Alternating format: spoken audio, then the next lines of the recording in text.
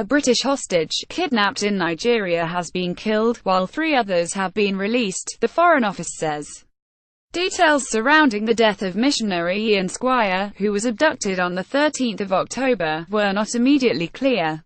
Fellow Christian charity workers Alana Carson, David Donovan and Shirley Donovan have been released following negotiations.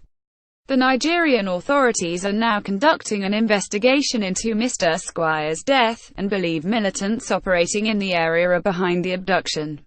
Nigerian authorities believe Ian Squire was kidnapped and killed by local militants. They say 4 people have been arrested in connection with the case.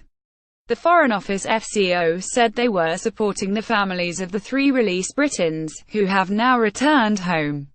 The group, who had been providing free medical care and religious activities to the local Onukorowa community, are understood to have been held at militant camps in the creeks and swamps of the Delta. The community were said to be saddened by their kidnapping. The Delta State is an oil-producing area of Nigeria that has been affected by conflict. The state police said it was unfortunate the group had not informed them of their presence, despite living in the area for the past 3 years. The families of Mr. Squires and the other hostages said the kidnap had been traumatic for all concerned. While their statement said they were delighted and relieved for the 3 freed hostage, they said, "Our thoughts are now with the family and friends of Ian as we come to terms with his sad death." Kidnapping for ransom and armed robbery is common in the West African country, with the FCO advising against all but essential travel due to the high threat of criminal kidnap.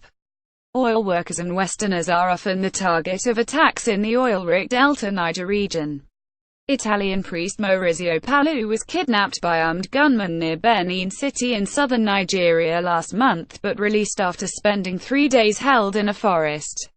High-profile abductions have also been carried out by Islamist group Boko Haram in northeastern Nigeria.